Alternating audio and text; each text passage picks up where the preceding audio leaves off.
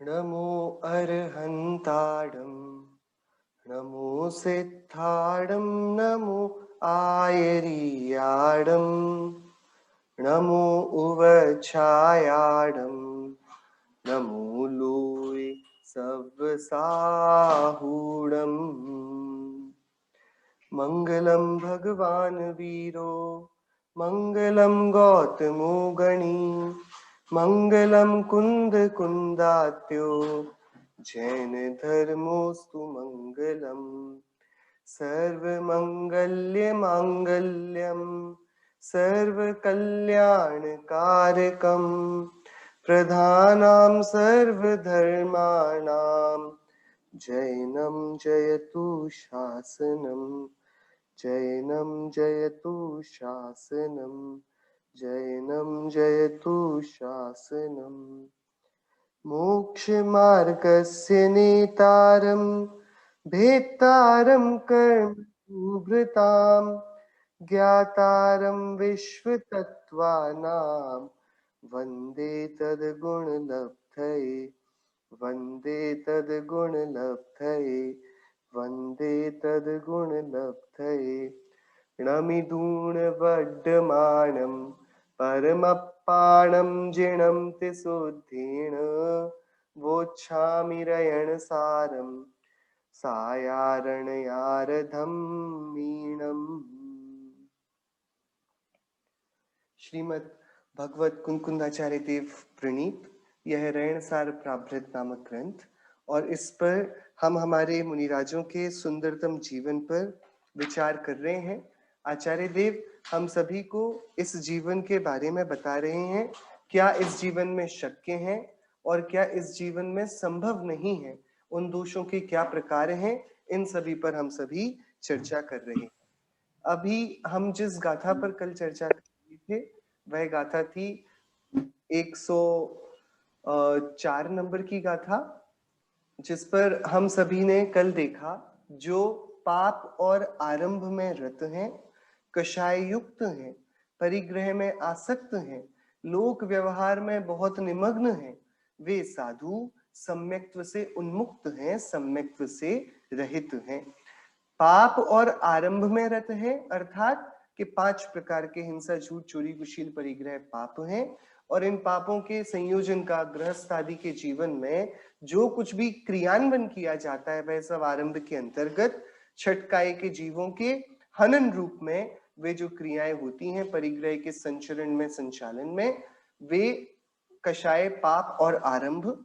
और ऐसे ही इनके पीछे पाप कोई करे आरंभ कोई करे तो क्या उद्देश्य है, क्यों करता है कोई पाप और कषायों को आरंभ को, क्योंकि उनके अंदर कषायों का होना पाया जाता है।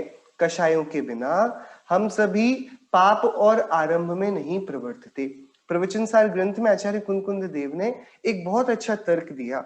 जब वो सुख की वार्ता कर रहे थे कि सुख क्या होता है और सुख के कितने प्रकार हैं, तब उन्होंने एक प्रश्न पूछा कि ये बताओ देवगति के देव वे सुखी हैं या दुखी हैं।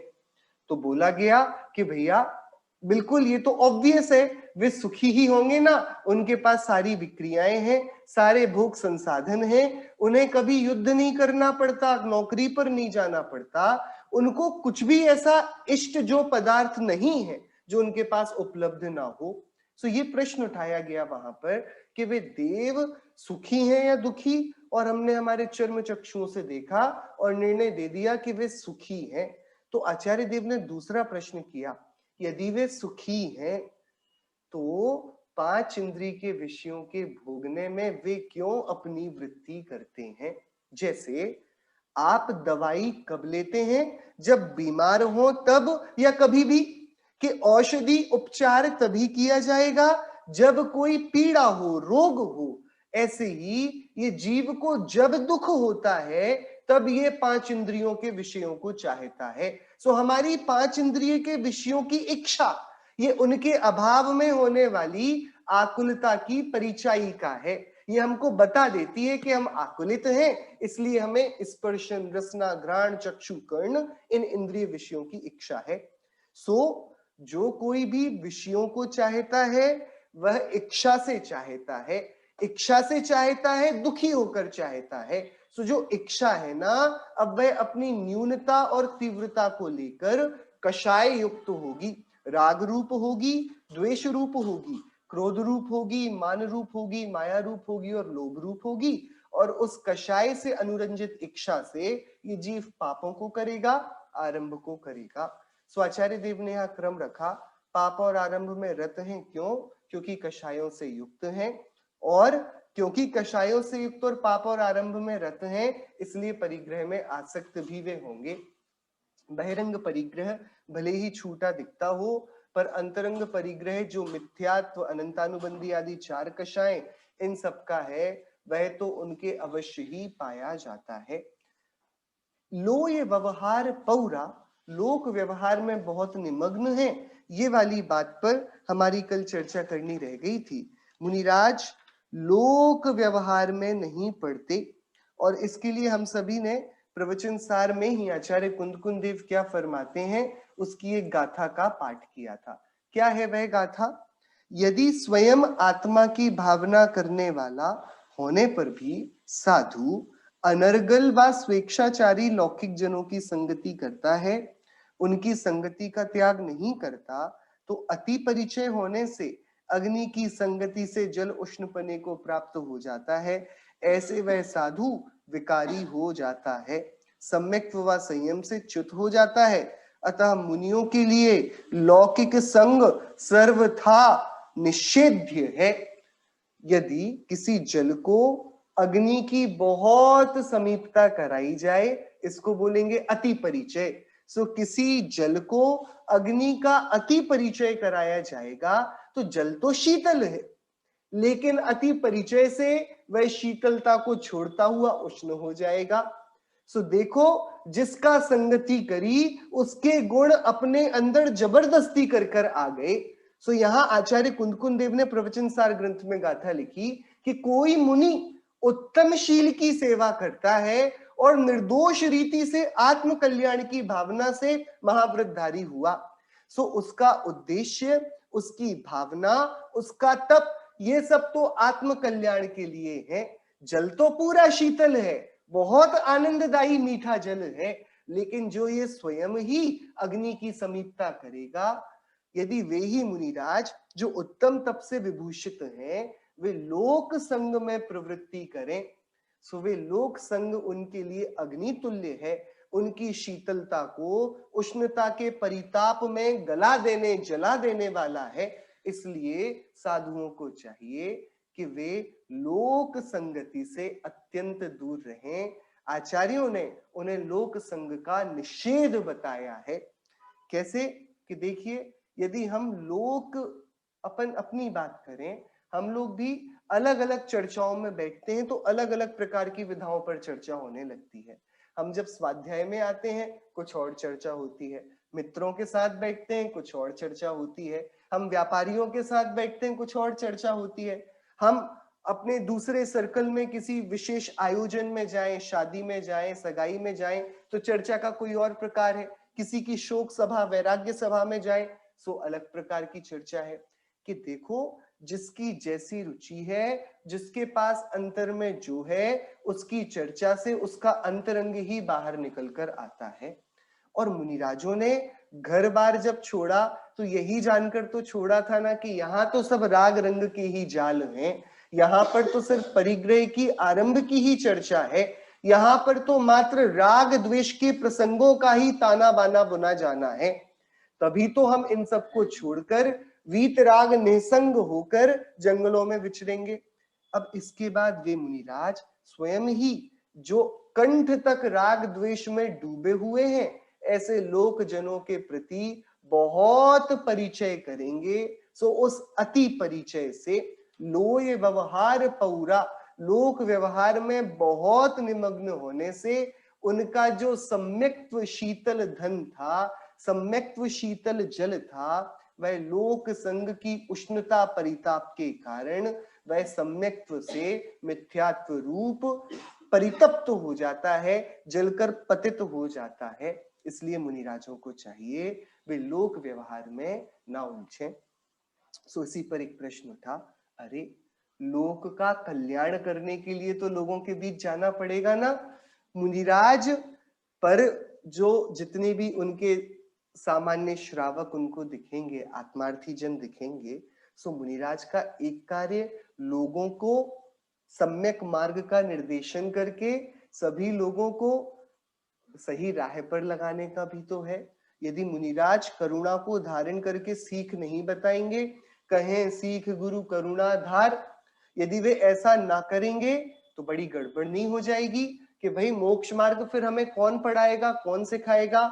सो उपदेश तो लौकिक जनों को ही होगा ना, लोक जनों को ही उपदेश दिया जाएगा। सो यदि अब आप बोलोगे कि लोक व्यवहार में बहुत निमग्नता सम्यक्त्व को मुश्किल में डाल देती है, उसके लिए खतरा बन जाती है, तो क्या मुनिराज परोपदेश करने, परोपकार करने नहीं आवेंगे? उसके लिए बहुत सारे ग्रंथों में एक गाथा जिनागम में प्रसिद्ध रीति से मिलती है। ये नीचे दी हुई है। ये वाली गाथा भगवती आराधना ग्रंथ में भी मिलती है और भी नाना प्रकार के ग्रंथों में इस गाथा को उद्धृत किया गया है। सो सागार धर्मामृत, अनगार धर्मामृत, इन ग्रंथों में भी ये वाली गाथा को उद्धृत किया गया है। ये वाली गाथा, जब ये वाली चर्चा आई कि मुनिराजों को लोक संग से बचना है, क्या इसके ये मायने हैं कि उनको उपदेश देना ही बंद कर देना है? क्या वे परोपकार में रत नहीं होंगे? क्या वे भव्य जीवों को तत्व उपदेश देकर उपकृत नहीं करेंगे? तो ये वाली गाथा आचार्यों ने, पूर्वाचार्यों ने लिखी। पंडित श्री वीर सागर जी हैं, वे तो इस गाथा के बारे में कहते हैं कि ये गौतम गणधर देव की गाथा है, क्योंकि इनके कर्ता कोई नहीं मिलते और पूर्वाचार्यों ने इसको अलग अलग अपने ग्रंथों में समय समय पर उद्धृत किया है। तो वे तो इसको मानो साक्षात गुरु गौतम गणधर ने ही इस गाथा की रचना करी हो, ऐसा हम मानकर इस गाथा का पाठ करेंगे। सो गौतम गणधर देव क्या बोलते हैं अपनी परंपरा में दीक्षित सर्व साधुओं को और उन साधुओं के शिष्य हम सभी मुमुक्षुओं को, क्या बोलते हैं? आदहिदम कादवम जदि सक्कदि परहिदम पिकादवम आदहिद परहिदादो आदहिदम सुट्ठुकादवम। प्रश्न हम सभी को समझा होगा। यहाँ एक आया लोय व्यवहार पौरा, जो लोक व्यवहार में बहुत निमग्न हो जाते हैं ना, वे साधु सम्यक्त्व से हीन हो जाते हैं, क्योंकि लौकिक जनों की संगति भयानक है। आचार्य कुंदकुंदेव ने अनेक स्थलों में ये बोला और हमारे चरणान योग के शास्त्रों में भी यही कहा जाता है। क्या कहा जाता है कि मुनिराजों को जंगल में खूंखार त्रियंच पशुओं का भय नहीं है, लेकिन उनको इन मनुष्यों से बड़ी आपत्ति है, क्योंकि वे पशु तो इस जड़ तन को ही खा पाएंगे अधिकतम, वे तो ये द्रव्य प्राण ही लेंगे ना, लेकिन ये मनुष्य तो उपयोग लक्ष्मी का हनन करके उस पर डाका डालकर शायद उनको उच्च विशुद्धि के स्तर से पतित पतनता के रास्ते पर लेकर आ जाएं। सो मुनिराज को अपनी उपयोग लक्ष्मी, अपनी आत्म विशुद्धि, अपना निरंतर सतत चलता पुरुषार्थ वह अति प्रिय है। सो वे उसको खतरे में नहीं डालते। वे शारीरिक कितना भय उनको होना चाहिए, शारीरिक कितनी उनके ऊपर आपत्तियां हैं, कितना भय उनको इस कारण होना चाहिए कि हमेशा खतरा मंडरा रहा है कि भैया कोई जानवर, शेर, बाघ, सियार, कोई भी तिर्यंच आकर एक अकेले निर्जन वन में मनुष्य को रात्रि के किसी भी प्रहर में, जब वनचारी शिकार के लिए ही घूमते हैं, तब उन पर यदि कोई उपसर्ग करके उनको खा जाए, तो इसमें क्या आश्चर्य? क्या ये संभव नहीं होगा? ये तो संभव है ना। हमसे कोई बोल दे कि जंगल में तुमको एक रात बिना टॉर्च, बिना लाइट के रहना है, अकेले जंगल के बीचों बीच, हम में से कितने लोग तैयार होंगे? एक रात, अरे रात तो छोड़ें, हम दिन में जंगल घूमने जाएं तो शाम ढलते ही बोलने लगते हैं कि चलो भैया बाहर चलो, अभी रात हो जाएगी, जंगल में रास्ता भी नहीं दिखेगा, फिर पता नहीं क्या बनाएगा। हम तो सारे साधन होने के बाद भी जंगलों में जाने से घबराते हैं। हम अपने साथ सारे औजार रखते हैं, टॉर्च रखते हैं, आग जलाने का यंत्र रखते हैं, सब कुछ रखते हैं ना। मुनिराज तो उन जंगलों में अकेले हैं, और ऐसा नहीं हर रात पूर्णिमा की बढ़िया चंद्रमा की हेलोजन जलती हो, अमावस की काली रात भी होती है, और उस समय कितनी कुछ संभावना है कि कोई यदि जानवर शिकार के लिए आवे और उनका शिकार कर लेवे। संभावना तो है ही, जब हम डरते हैं मतलब संभावना है तभी डरते हैं ना, असंभव कार्य नहीं है तभी तो हमें भय है, नहीं तो कोई बात ही नहीं थी भय की। सो दो बातें इससे समझने की है कि देखो, जिसकी आयु हो ना वो बीच जंगल में सारे खूंखार जानवरों के बीच बैठा हुआ भी सुरक्षित है। नहीं तो किस बल पर, यदि आयु कर्म का बल न होता, भवितव्य का पुरुषार्थ का बल ना होता, ये वस्तुओं के द्रव्य गुण पर्यायात्मक उत्पाद व द्रव्यात्मक स्वभाव का और हमारी अस्तित्व शक्ति का बल नहीं होता, तो फिर वे मुनिराज ऐसे जंगलों में कैसे बैठते, जंगलों में अपना निवास कैसे बनाते? कि भाई मुनिराज को पता है कि भाई जब तक जिसको जमजस से जम्मी देसे, जिसका जिस काल जिस क्षेत्र में जिस निमित्त से जब जो जैसा होना है वो उसका उस काल में उस द्रव्य का उस निमित्त से उस समय वैसा होगा। ये तो पहली बात। दूसरी बात, ये संभावना है, और यदि वे नगर में रहेंगे तो नगर में सिंह नहीं आते, नगर में मांसाहारी जानवर नहीं आते। कौन आएंगे नगर में? गाय मिलेंगी, भैंस मिलेंगी, श्वान मिलेंगे, यही सब तो रहेंगे नगर में, जिनसे किसी को कोई खतरा नहीं है। सो मुनिराज ने नगरों को छोड़कर जंगलों का वास क्यों चुना? इसका क्या कारण है? इस कारण चुना कि मुनिराज को इस द्रव्य जड़ लक्ष्मी से कहीं अधिक प्रिय थी उनकी उपयोग लक्ष्मी। क्योंकि ये जो लक्ष्मी है ना, ये शरीर हमको दिखता है, ये शरीर तो पहले ही कमा लिया गया है। सो आयु कर्म ने जितनी स्थिति बांधी है ना, तब तक ये आत्मा इस जड़ पुद्गल में बंधी रहेगी। हाथ कट जाए, पैर कट जाए, पूरा शरीर तितर बितर हो जाए, लेकिन प्राण तब तक नहीं छूटेंगे जब तक आयु कर्म की पूरी उदीर्णा नहीं हो जाती। बराबर। सो उनको पता है कि इसका तो भैया इंश्योरेंस आयु कर्म के पास है, पक्की बात है।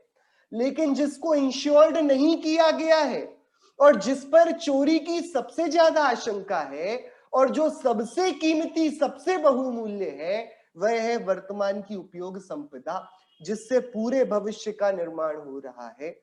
ये शारीरिक धन माना जाता है कि शरीर, बॉडी टेम्पल, इसकी बहुत हमको सेवा करनी चाहिए, शरीर एक मंदिर है, बात अच्छी है तभी तक जब तक हमने आत्मा का, उसके भावों का और कर्मों का संबंध नहीं समझा है। आत्मा शरीर से कैसा भी हो, यदि उसके भाव कषायों से अनुरंजित हैं, लेश्याएं उसकी सम्यक नहीं है, तो वह भविष्य में बहुत दुखों का संपादन करने वाले विषयों में जा गिरेगा। सो आचार्यों ने माना ये शरीर तो सुरक्षित किया हुआ है आयु कर्म ने, जब तक आयु कर्म नहीं बोलेगा तब तक आत्मा जाएगा नहीं, और आयु कर्म बोल देगा फिर हम डॉक्टरों की गोदी में क्यों ना बैठे हो, इसको जाना पड़ेगा। तब स्वस्थ हो, अच्छे, बिल्कुल पूरी कोई परिधि से ही हम अस्वस्थ ना हो, तब भी यदि चेतन आत्मा को उड़कर जाना है तो चेतन हंस उड़कर चला जाएगा। तो उनको समझ में आ गया शरीर को बचाकर कोई लाभ नहीं, क्योंकि आयु यदि नहीं है तो बचाने से बचेगा नहीं, और इसको बचाने का प्रयत्न पागलपन है, क्योंकि मरेगा तो तब तक नहीं जब तक आयु है। सो इसकी चिंता तो ठीक है, इसकी चिंता भी जंगल के जानवर करना चाहें तो कर लें, लेकिन प्रति समय मुझे मेरा ये चैतन्य देव आत्मा ज्ञायक ये एक अपूर्व मणि निकाल कर देता है। कल्प वृक्ष है ये प्रति क्षण बारिश करता है अनंत चेतना की। हमारी चैतन्य शक्ति जो उपयोग लक्ष्मी, ये प्रति समय हमें जो ज्ञान की पर्याय निकाल कर देती है ना, ये प्रति समय एक नया हमारे लिए अवसर है। ये हमारे लिए बहुत बड़ा चैतन्य आत्मा का, भगवान का प्रसाद है कि एक एक समय की जो उपयोग की पर्याय है ना, वह अनंत अनंत कर्मों के गण का विध्वंस करने की ताकत रखती है। मुनिराज को ये पता है वर्तमान का उपयोग यदि स्वरूपगत पुरुषार्थ में लग जाए तो सारे कार्य सुगम हैं। इस कारण इस उपयोग के लुटेरे कौन है, उनसे बचना श्रेष्ठ है। इनसे, इससे बेहतर कि हम इस शरीर के लुटेरों से बचें। शरीर एक बार लुटता है तो लुट जाना चाहिए, उपयोग नहीं लुटना चाहिए। सो कौन है वे लुटेरे? कि भाई जिनको भाषा आती है, जो गृहस्थी के नाना प्रकार के कर्मों से प्रताड़ित हैं, नाना प्रकार के छोटे छोटे समाधान जिनको चाहिए, लंबी उनको यात्रा का विचार भी नहीं करना, संकीर्ण बुद्धि को लिए हुए हैं, जिनको ये लगता है कि शादी करने के बाद सुखी हो जाएंगे, व्यापार आने के बाद सुखी हो जाएंगे, घर मिलने के बाद सुखी हो जाएंगे, पुत्र होने के बाद सुखी हो जाएंगे, जिन्होंने सिर्फ इतना ही मान लिया है अपनी छोटी समझ से, छोटी सोच से, वे आकर आचार्य के उपयोग धन को लूट लेते हैं। आचार्य उनसे बचने के लिए हम देखें ना, आचार्यों के पास अब हम शंकाओं को लेकर जाएं तो हमें क्या शंकाएं करनी चाहिए? हम आचार्य से ये पूछे, आचार्य देव ये कोविड-19 ये महामारी कब खत्म होगी? आचार्य बोलेंगे हमसे, क्या बोलेंगे कब खत्म होगी? हमारे पास केवल ज्ञान नहीं, अवधि ज्ञान भी नहीं, तो हम तुम्हें कैसे बता दें कब खत्म होगी? आचार्य क्यों बताएंगे? उनके अंदर मायाचारी तो होती नहीं कि वे सर्वज्ञ ना होते हुए सर्वज्ञ बनने का ढोंग करें। ऐसे आचार्य होते हैं क्या कि आचार्य सिर्फ इतनी बात करेंगे, यदि योग्य लगे, नहीं तो अंतर्ज्ञान गुफा में ही गुप्त रहेंगे। वे बोलेंगे भैया हमारे पास तो मोक्ष की औषधि है, तुम्हें मुक्ति मार्ग से संबंधित कोई प्रश्न हो तो पूछो, बाकी इन प्रश्नों से कुछ लेना देना नहीं। हम क्या पूछेंगे? हम क्या पूछेंगे? हमारा भैया ये वाला काम कब बन जाएगा?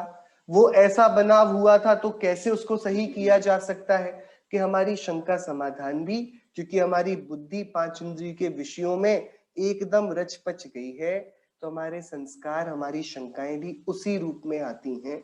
सो मुनिराज यदि लोक रंजन के लिए शंका समाधान करने बैठे, सो आचार्य कुंद देव बोलते हैं भैया सुनो, लोक व्यवहार में बहुत निमग्न होने से ये साधु सम्यक से रहित हो जाएंगे। और हम सुनते हैं, हम सभी जानते हैं कि आचार्यों की गरिमा को कैसे गिरा दिया जाता है जब कोई अज्ञानी जड़ बाहर के बने हुए प्रसंगों को मुनिराजों भगवानों के सामने लेकर आता है। कितना बुरा ये हमारे तीर्थंकर की अवमानना होगी यदि हम तीर्थंकर के पास जाकर बोले भगवान मेरा पेट दर्द कब ठीक होगा। किसी को कोई पेट की गड़बड़ी हो, भगवान ये कब ठीक होगा, ये हमको पूछने में ही शर्म आनी चाहिए ना। ये भगवान जो तीन लोक के अधिपति हुए, सौधर्म जिनके सामने झुककर उनका दास बना घूमता है, सौ सौ इंद्र जिनके मस्तक उनके समक्ष झुके हुए हैं, उन भगवान से कोई ये पूछेगा भगवान मेरी लॉटरी कब खुलेगी, भगवान मेरा व्यापार कब चलेगा, मेरे दुश्मन का कब बुरा होगा, मेरा कब हित होगा? वे उनका उपयोग इतना खाली नहीं। इसके लिए लोक जन के हर एक प्रश्न का उत्तर साधु दे देवे, ऐसा साधुओं की व्यस्त दिनचर्या में संभव भी नहीं, उनके उपयोग धन के लिए ये इष्ट भी नहीं। सो अब इस पर प्रश्न उठा था हमारा, तो क्या साधु श्रावकों को उपदेश देना बंद कर दें? तो गौतम गणधर देव ने एक टेस्ट दिया, वो टेस्ट ये वाली गाथा है, क्या करना चाहिए, दूसरों को उपदेश देकर उपकार करना चाहिए या नहीं? गौतम गणधर स्वामी वे भगवान एक चेक लिस्ट देते हैं, सबसे पहले इस पे टिक करो, आद हिदम का दव्वम, क्या तुमने आत्मा का हित किया है? फर्स्ट, भगवान हम परोपकार के लिए मुमुक्षुओं को उपदेश दें कि नहीं दें? गौतम गणधर क्रॉस क्वेश्चन हमसे करते हैं, भैया बताओ तुमने अपने को उपदेश देकर उसका अनुपालन किया है क्या? आद हिदम का दव्वम, पहले श्रमणों का मुख्य कर्तव्य आत्महित है, पहले क्या करें? अपना हित करें। यदि अपना हित करने में थोड़ी सी शक्य हो, गुंजाइश हो कि अपने हित को बिगाड़े बिना, इसको कॉम्प्रोमाइज किए बिना दूसरे का हित किया जा सकता है, अपने हित की कीमत पर नहीं, इसके बाद यदि स्कोप बने, यही वाली बात दान के साथ है। बराबर, दान शक्ति से बड़ा नहीं दिया जा सकता, जितनी शक्ति हो उतना दिया जाता है। सो ये भी तो ज्ञान दान है, जो धन दान में लगेगी न्याय, वही तो ज्ञान दान में लगेगा ना। मुनिवर जो दान के प्रकरण में इतना सुंदर व्यवस्थित निरूपण करते हैं कि शक्ति से अधिक या कम दान देने से पाप का ही अनुबंध है, प्राणों को ही पीड़ा मिलती है, इसलिए दान योग्य पुरुष को योग्य द्रव्य क्षेत्र काल भाव विचार कर अपनी योग्यता परिस्थिति का निर्णय करके दिया जाना चाहिए। गौतम गणधर आचार्य आचार्यों की परिस्थिति का अवलोकन करके उनको एक न्याय देते हैं, एक टेस्ट देते हैं। आचार्य, हम इन विचारे गृहस्थ साधु श्रावकों को तत्वोपदेश के दें कि नहीं दें? गौतम गणधर पहला प्रश्न पूछते हैं, भैया तुमने आत्महित का कार्य किया है क्या? देखो, यदि तुम्हारे पास धन हो तो तुम दान दे पाओगे ना, तुम्हारे पास आत्मज्ञान होगा, मोक्ष मार्ग होगा, तभी तो तुम मोक्ष मार्ग का उपदेश दोगे। स्वयं तो मोक्ष मार्ग में चलो नहीं, मिथ्या दर्शन ज्ञान चारित्र से संसार मार्ग में ही चलते रहो और बोलो कि श्रावकों को मुक्ति मार्ग में लगाएं। नहीं, पहले क्या, आदहिदम कादव्वम, आत्महित करने योग्य है। सर्वप्रथम अपनी आत्मा का हित करना चाहिए, फिर यदि विदाउट कॉम्प्रोमाइजिंग दिस, यदि सक्कदी, यदि संभव हो, इफ पॉसिबल, यदि सक्कदी, यदि शक्य हो, यदि पॉसिबिलिटी हो, ऐसी कोई बीच की पॉसिबिलिटी हो कि तुम्हारा आत्महित ना रुकता हो, उसमें व्यवधान ना आता हो, तो परहिदम्पि कादव्वम, तो परोपकार भी परहित भी करना चाहिए। क्या आत्महित करना चाहिए? यदि पॉसिबल हो, यदि शक्य हो तो परहित भी करना चाहिए। लेकिन यदि कोई असमंजस की स्थिति बन जाए, choose from these available two options only one, एक ही चूज करना है दो में से, आदहिद परहिदादो, यदि कभी ऐसा बनाव बन जाए प्रकृति का कि या तो आत्महित कर सकता हूं या परहित कर सकता हूं, आदहिद आत्महित, परहित इन दोनों में हिदा दो, आत्महित और परहित के बीच यदि चयन करना पड़ जाए, आदहिदम सुट्ठु कादव्वम, तो आत्महित का ही चयन करना, क्योंकि वह ही श्रेष्ठ है, वह ही अच्छे से किए जाने योग्य है। मतलब मुनिराज का ये कोई उनके 28 मूल गुणों में नियत आवश्यक नहीं है कि वे भव्यों को उपदेश में, प्रवचन का कार्यक्रम ये उनके 28 मूल गुणों का आवश्यक नहीं है। कोई मुनि दीक्षा ले और तत्वोपदेश ना देखता हो तो वह मुनिराज अपराधी नहीं है, वे अपने मुनित्व पर कोई प्रश्न खड़ा नहीं करवाते। मुनिराजों के लिए ये सेकेंडरी कार्य है, ये द्वितीय है।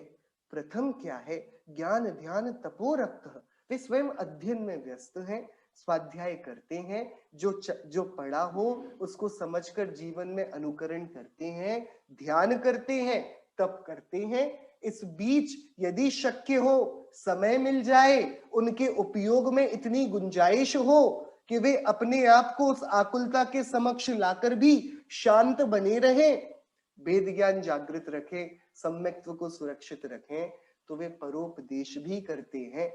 लेकिन कोई साधु सब कुछ भूलकर लोय व्यवहार पौरा, लोक व्यवहार यानी परोपकार में ही निमग्न हो जावे, तो परोपकार के लिए साधुत्व तो नहीं है, साधुत्व आत्मोपकार के लिए है।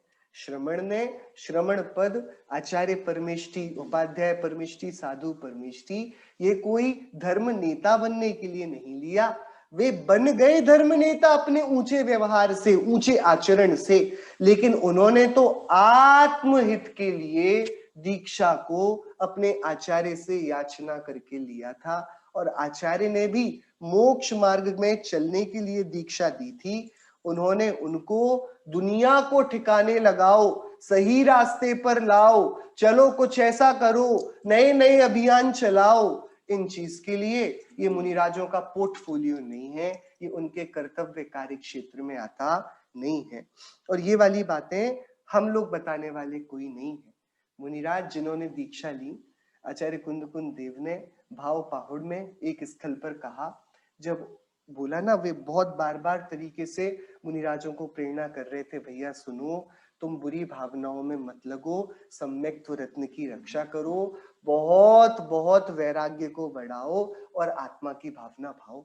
क्योंकि देखो, भावों को बिगाड़ने के कारण तुम कितनी बार, एक गाथा लिखी कि अरे तुझे पता है तू इतनी बार माता की कोख से मनुष्य बन के मुनि बना है, अकेली मुनि बनने वाली माता की कोख को गिना जाए तो तेरे जन्म के समय माता की आंखों से जो आंसू निकले ना, जब तू मनुष्य बन के मुनि बना, वो वाली माता के भव गिनते हैं, उनके आंसुओं के सामने ये समुद्र छोटे पड़ जाए, इतने अकेली उन आंसुओं का संचय होगा। दूसरी बात उन्होंने करी, यदि तू इतनी बार मुनि बन गया कि यदि तेरे पीछी और कमंडल इकट्ठे किए जाए तो ढेर होवे मेरु सम, कि मेरु पर्वत भी छोटा पड़ जाए। इतने पीछी कमंडल हम ग्रहण करके समाधि को प्राप्त करके छोड़ चुके हैं, लेकिन देखिए आज हम कहां बैठे हैं। हमें विश्वास ही नहीं आता कि हम कभी मुनिराज बने हैं।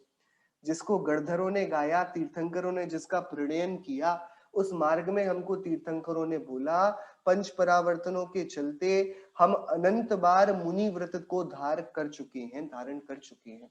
ये वाली बात हमें कब समझ में आएगी, कब हम मान पाए? जब हमको ये समझ में आ जाए कि मैं मुनि बन चुका हूं अनंत बार, तब हमको समझ में आएगा कि भैया बाहर का काम है ही नहीं, अंतर का काम है। बाहर का बार तो बर्तन कई बार साफ हो गया, बाहर से पूरी बोतल कई बार छमका ली है, गंदी इसलिए बनी हुई है क्योंकि अंतरंग शोध नहीं हुई है, अंतरंग से उसका शोधन, उसकी सफाई नहीं हुई है। सो हमको समझ में आएगा मुनि बन जाना ये तो हो चुका है, किस रीति से मुनि बनना, कैसे किस विधि से मुनि बनना, आत्म उपकार के लिए, आत्महित के लिए मुनि बनना, स्वयं को महती संवर निर्जरा का दान देने के लिए मुनि बनना, स्वयं को मुक्ति पद में स्थापित करने के लिए मुनि बनना, यश के लिए नहीं बनना, प्रभुता के लिए नहीं, भक्ति के लिए नहीं, तप के प्रदर्शन के लिए नहीं, देवत्व की चाह के लिए, लौकिक इंद्रिय दुखों से मुक्ति के लिए, इनके उद्देश्य से जो मुनि बनते हैं, सो ऐसे मुनि तो हम अनंत बार बने हैं। क्या नया होगा?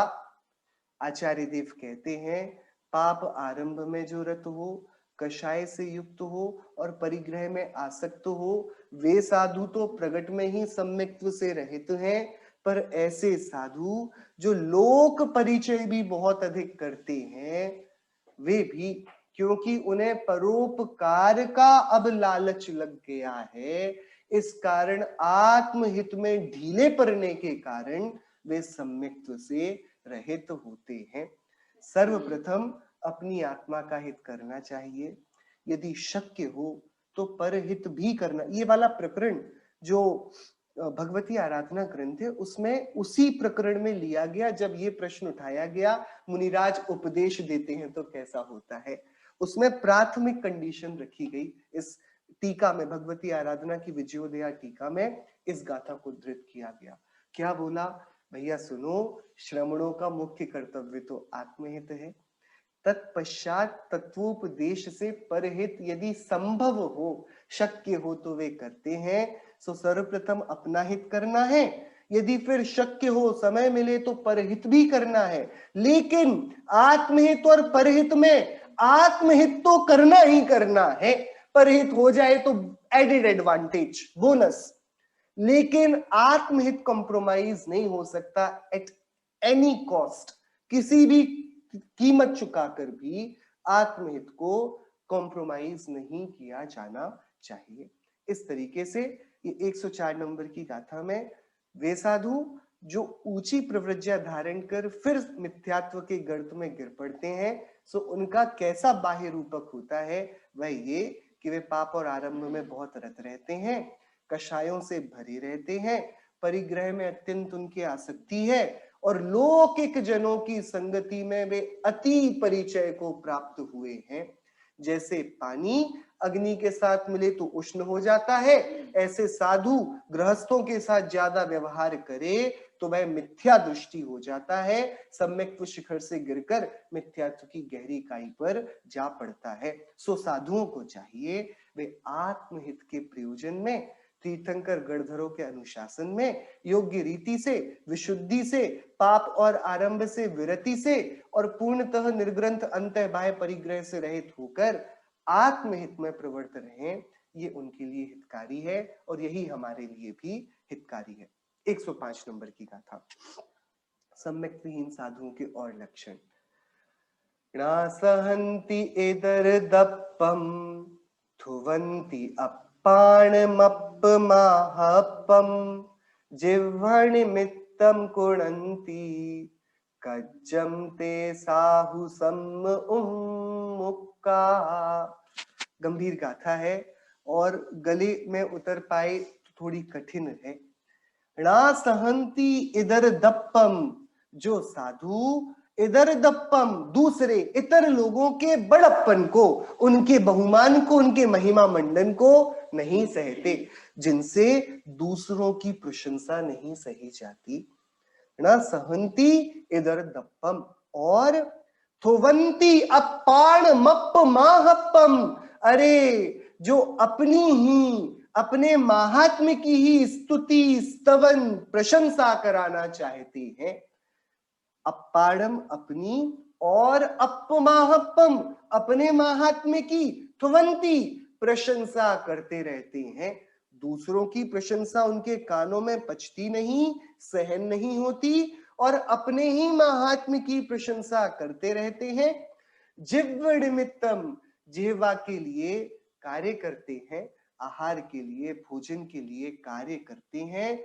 ते साहु सम उम्मुक्का, वे साधु सम्यक्त्व से रहित हैं। बहुत गंभीरता से विचारने योग्य है। इतने ऊंची प्रवृत्तिया को लेकर भी किसी के ये संभव है कि बाद में वह ईर्ष्या के, मान सम्मान के, ऊंच नीच के बहुत गंदे चक्र में अपने आप को फंसा पाए।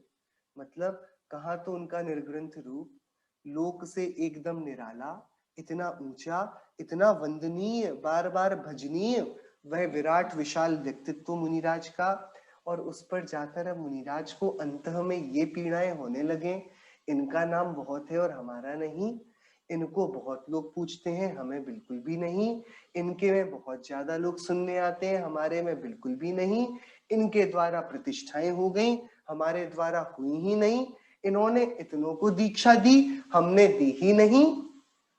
यदि मुनिराज दूसरों के बड़प्पन को ना सह पाएंगे और अपने महात्म की ही बार बार स्तुति प्रशंसा चाहेंगे, निंदकों को बर्दाश्त ना कर पाएंगे, आलोचकों के वचन जिनको बाण, तीक्ष्ण बाण की तरह हृदय का विदारण करने वाले प्रतीत होंगे, वे मुनिराज प्रत्यक्ष में सम्यक्त्व से रहित हैं। हमने जब जब भी अपने मुनिराजों की जिन मंदिर में बैठकर भक्ति करी है, हमने हमेशा ये पढ़ा है कि भैया कंचन कांच में, प्रशंसा और निंदा में वे हमेशा साम्य भाव को धारण करते हैं। जब मुनिराज को प्रशंसक अच्छे और निंदक बुरे लगने लग जाएं, तब हमको समझना पड़ेगा कि मुनिराज के सम्यक्त्व अब छूट चुका है। क्योंकि हमारे मुनि, देखिए आप कोई भी भगवान की, मुनिराज की कोई भी भक्ति खोलिए, जिस भी भक्ति की किताब से आप भक्ति पढ़ते हो, 3 भक्ति में से 2 भक्तियां तो ये बोलेंगी मुनिराज समता के रस के आस्वादी हैं, उनको निंदा, तुतिकरण इन सब में कोई फर्क नहीं पड़ता, कोई अंतर मालूम नहीं पड़ता। तो उनका मूल हमारी भक्ति का कारण ही है कि वे साम्य भाव से एकदम आभूषित हो, उनका श्रृंगार ही समता का हो। यदि वे मुनिराज दूसरों की बड़ाई और अपनी निंदा को ना सुन पाएंगे, अपनी प्रशंसा ही उनके कर्ण का संगीत बनेगी, तो उन मुनिराज के मालूम पड़ता है आचार्य कुंद कुंदेव के निर्देश से कि ते साहु सम उम्मुक्का, वे साधु सम्यक्त्व रहित हैं। श्री कार्तिकेयानुप्रेक्षा जी में 419 और 313 2 गाथाओं पर अलग अलग बात करी है, उस पर अपन चर्चा करते हैं। जो पर दो सम गोवदी ने सुखयम जो न पवड दे लोए, भवियव भावनर ओ उव गुहण कार ओ सोहु। स्वामी कार्तिकेय का गजब का ग्रंथ है कार्तिकेय अनुप्रेक्षा। 12 भावनाओं का विशाल विराट और चिंतवन का भंडार हमारी चित्त भूमि को एकदम मोक्ष मार्ग के बीजों के लिए उपजाऊ बना देने वाला बहुत सुंदर प्रियतम वैराग्य का पोषक ग्रंथ है। उस पर आचार्य देव क्या बात करते हैं 419 नंबर की गाथा में, जब धर्म अनुप्रेक्षा की चर्चा चलती हो। जो सम्यक दृष्टि दूसरों के दोषों को ढांकता है और अपने सुकृत को लोक में प्रकाशित नहीं करता, दूसरों के तो दोषों को भी ना बोले, प्रकाशित ना करे और अपने गुणों को ढांका रहे कि कोई बोले ना हमारे गुणों की प्रशंसा। उल्टा जो आचार्य कुनकुन देव ने पहली लाइन में बोला ना, उसका विपरीत। किसकी बात चल रही है? सम्यक दृष्टि की, चौथे गुण स्थान वाला। जो सम्यक दृष्टि दूसरों के तो दोषों को ढाके, मतलब उनके दोषों को उजागर ना करे, उनके दोषों को देखकर क्षुभित ना हो, उनके दोषों को देखकर ये नीचे मैं ऊंचा ऐसा परिणाम तो ना लाए, अपितु अपने सुकृत अपने गुणों को देखकर लोक को ना बताता फिरे मेरा इतना तप, मेरा इतना ज्ञान, मेरा इतना चारित्र, इतनी लंबी दीक्षा, इतना बड़ा मेरा महत्व, प्रभुता। यदि ऐसा करेगा तो उपगूहन अंग का विराधक होगा, और उपगूहन अंग तो श्रावक के है, मुनिराज के तो इसकी विशालता ही चाहिए, इसकी अद्भुतता ही चाहिए। सो जब चौथे गुण स्थानवर्ती श्रावक ही दूसरों को दोष और अपनी प्रशंसा वाले ऐसे नीच गोत्र बंध के कारक कार्य को, मन की वृत्ति को त्याग देते हैं, सो क्या मुनिराजों से ये कार्य इष्ट होगा? इस कारण क्योंकि ये तो चौथे गुण स्थानवर्ती सम्यक दृष्टि को नहीं होता, सो आचार्य देव ने प्रगट हमको एक लक्षण दे दिया। जो मुनिराज दूसरों के दोषों में और अपने गुणों के वादन में, उसकी प्रभावना में बहुत ज्यादा रुचि दिखाते हैं, मालूम पड़ता है कि वे उपगूहन अंग से शून्य हैं, इस कारण वे सम्यक्त्व से शून्य हैं। तीसरी बात बड़ी गजब की है, भव्यव्य भाव नर ओ। मुनिराज, ये कार्तिकेय अनुप्रेक्षा ग्रंथ का एक और जगह एक सूत्र आता है, भव्यवम भावंतो, जो होना हो वही होता है। सो उपगूहन अंग वाले मुनिराज है ना, सामने के दोष को देखकर उसको उजागर नहीं करते, अपने गुणों की प्रशंसा नहीं करते। ये बल कहां से पाते हैं कि किसी के दोष देखते हुए भी उसको ढक देते हैं, और किसी के पास अपने गुणों को दिखाने का लोभ संवरण कर पाते हो? कि भैया उनको लोभ होता ही नहीं, उनको द्वेष बुद्धि, दोष बुद्धि होती ही नहीं। क्यों नहीं होती? उनके हृदय में यह जिन सिद्धांत इतने अच्छे से स्थापित किया गया है उनके आचार्य गुरु द्वारा, भव्यव्य भाव नरो। अरे भैया, जो होना होता है वही तो होता है। इसको यदि दोषपूर्ण मुझसे वचन कहने थे तो इसने भवितव्यता के बाहर जाकर नहीं बोला, इसने न होने योग्य कुछ नहीं किया, होने योग्य ही तो हुआ। यादव कुमारों ने जो द्विपायन मुनिराज के ऊपर अभद्रता करी, सुबह करने योग्य ही तो करी, क्योंकि नेमीश्वर भगवान ने तो 12 वर्ष पूर्व ही बता दिया था ना कि ना होने योग्य कुछ भी ना होगा। द्विपायन जी के निमित्त से ही ये द्वारका 12 वर्ष बाद यादव कुमार और मदिरा के निमित्त से जल जाएगी। तो अब उनका गाली देना ये गलत हुआ कि सही हुआ? कि भैया यदि मुनिराजों से पूछोगे तो वे ना तो इसको गलत की कैटेगरी में डालेंगे ना सही की, वे बोलेंगे जो होना था हुआ। भवियव्य भाव नरवो, अरे वे तो भवितव्य की भावना में रत रहते हैं। सो किसके दोषों को देखें, किसके गुणों को? दोष होने योग्य हुए, गुण होने योग्य हुए, हम राग और द्वेष बुद्धि, दोष और गुणों की प्रशंसा निंदा में कैसे करें? सो वे उपगूहन अंग के स्वामी मुनिराज क्योंकि भवितव्य की भावना में रत रहते हैं, ये हमारी समस्त समस्याओं का एक अचूक, एक, यदि हम चाहते हैं हमारा इस श्लोक में कोई शत्रु ना हो और कोई इतना मित्र, इतना प्रिय भी ना हो कि उसके मरण के दुख को हम झेल ना पाए, तो हमको ये मंत्र याद करना होगा। किसी वस्तु से हमारा इतना अवगाढ़ प्रीति ना हो कि उसके वियोग में हमें जीवन दूभर लगने लगे, हम शोक के उस गर्त के अंदर घुसते चले जाएं, दलदल में ढलते चले जाएं, दुनिया फिर हमको डिप्रेस्ड बोले, इसको भैया थोड़ी काउंसलिंग की जरूरत है, ये बड़ा परेशान है, आत्मघाती विचार करने लगे हम। ये वाली सारी समस्याओं के एक की एक अचूक अमोघ मंत्र है। वो क्या है? हमको क्या करना चाहिए? निरंतर भव्यव भाव न रहो। आपका पैसा आपका मित्र ही लेकर भाग गया, कोई बात नहीं, उसकी गलती नहीं है, और होगी भी तो उसके साथ 8 कर्मों का कारवाण शरीर लगा है ना उसकी व्यवस्था के लिए। उसके चोरी के परिणाम, उसके धोखेबाजी के परिणाम के लिए उसका कारवाण शरीर व्यवस्था कर रहा है ना। किसको छोड़ पाया है? आपके कर्मों का उदय नहीं मिला क्या आपको? भैया आपका आपके ऊपर कभी व्याधि विपत्ति नहीं आई? तब आपने नहीं सोचा हमने तो कुछ गलत ही नहीं किया था, हमको ये रोग क्यों हो गया? हमने तो कुछ उससे बिगाड़ा ही नहीं, वो हमें इतना बुरा कहकर क्यों चला गया? तब आपको विचार आया होगा ना। अभी नहीं किया, यही तो बताता है कि पहले कभी किया होगा। हम थे ना, पहले थे तभी अभी हुआ, तो जो किया उसका अभी फल मिला ना। मिला ना, तो जो करते हैं वो उसका आज नहीं तो कल मिल जाता है ना फल। बेचारे के साथ भी कुछ ऐसा ही करेगी भवितव्यता। हम उसके प्रति कुभावनाएं रखकर क्यों हम इतने द्वेषी हो? हमारे आदर्श तो यशोधर मुनिराज है ना। श्रेणिक राजा ने उपसर्ग किया, जब रानी चेलेना और पुत्र अभय कुमार ने उपसर्ग दूर किया, तब क्या किया यशोधर मुनिराज ने?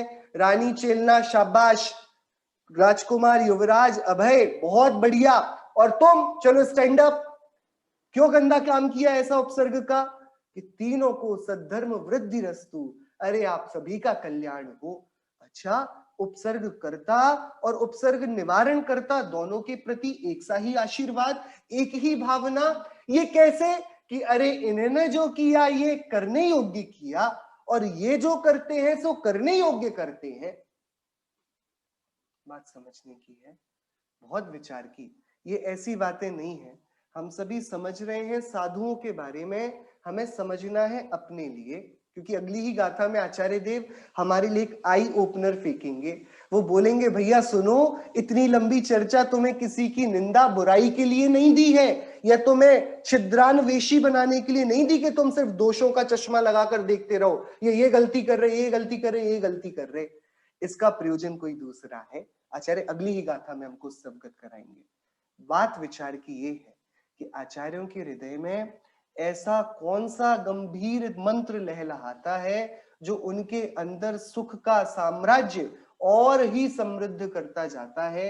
कि वह मंत्र यह है कि वे मुनिराज भव्यव भाव न रहो, वे निरंतर भवितव्यता की भावना में, भवितव्य की भावना में निरत रहते हैं। बाहर जो होता है होने योग्य होता है, बाहर का डिपार्टमेंट बंद। अंतरंग में यदि सब बाहर का कार्यभार निपट गया है तो वेद ज्ञान ही तो करना है, सो अंदर का काम चालू। बाहर का सब भवितव्यता के भरोसे, अंदर का सब उपयोग के भरोसे। काम बन गया, बाहर का जगत भी सद गया, अंदर का भी, व्यवहार भी सदा, निश्चय भी, मोक्ष मार्ग भी सदा, संसार भी, सब कुछ हुआ ना। देखो जगत में वे पूज्यता को प्राप्त हुए और शीघ्र जगत को छोड़ भी देंगे। जगत के लिए आदरणीय बने और जगत से दूर भी रहे। उनके तो सारे ही प्रयोजनों की सिद्धि हुई ना। किस मंत्र से? इस मंत्र से कि जो होता है वह होता है। उस पर अब अच्छा हुआ बुरा हुआ, इसने किया उसने किया, कैसे किया, हम पर किया, हमारी बुराई थी क्या, ये सारी बातें जाने की हैं। सुमुनिराज दूसरों के बड़प्पन को ना सहें और अपनी प्रशंसा में बहुत रुचि दिखावें, तो मालूम पड़ता है वे भवितव्यता से तो बहुत अपरिचित है ही, सम्यक्त्व से भी पूरे रिक्त हैं, शून्य हैं, क्योंकि उनके सम्यक्त्व के लिए जो आवश्यक उपगूहन अंग है उससे वे शून्य हैं। ऐसे ही आगे एक और गाथा है, अपना आज समय पूरा हुआ, अपन उस अगली गाथा की आज स्वामी कार्तिकेय की चर्चा कल करेंगे। और फिर कल आचार्य देव इस अधिकार की जिसमें मुनि दशा का स्वरूप, क्या उनके गुण और क्या दोष जो उनमें नहीं होते, अस्ति नास्ति से उसका संक्षेपीकरण करके हमारे लिए अब नया दिशा निर्देश वे निर्धारित करेंगे। इस चर्चा को सुनने के बाद हमें क्या करना। चलिए जिनवाणी स्तुति करते हैं। वीर हिमाचल तैनिक सी, गुरु गौतम के मुख कुंड ढरी है, मोह महाचल भेद चली, जग की जड़ता तप दूर करी है। ज्ञान पयो निधि माहि रली, बहुभंग तरंगनि सोच ली है। ता शुचि शारद गंग नदी, प्रतिमय अंजलि कर शीश धरी है। या जग मंदिर में अनिवार, अज्ञान अंधेर छयो अति भारी। श्री जिनकी धुनि दीप शिखा, समझो नहीं हो प्रकाशन हारी। तो किस भांति पदा रथ पाती, कहाँ लहते रहते अविचारी। या विधि संत कहे धनी है जिन बैन बड़े उपकारी।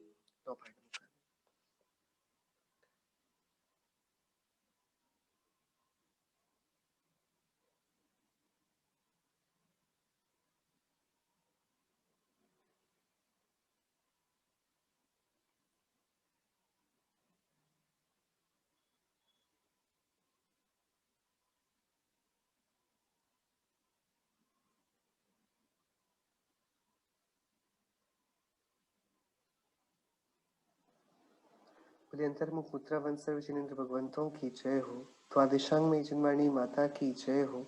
समस्त वितरागी भावलिंगी माँ मुनिराजों की जय हो। अनेकांत में जैन धर्म की जय हो।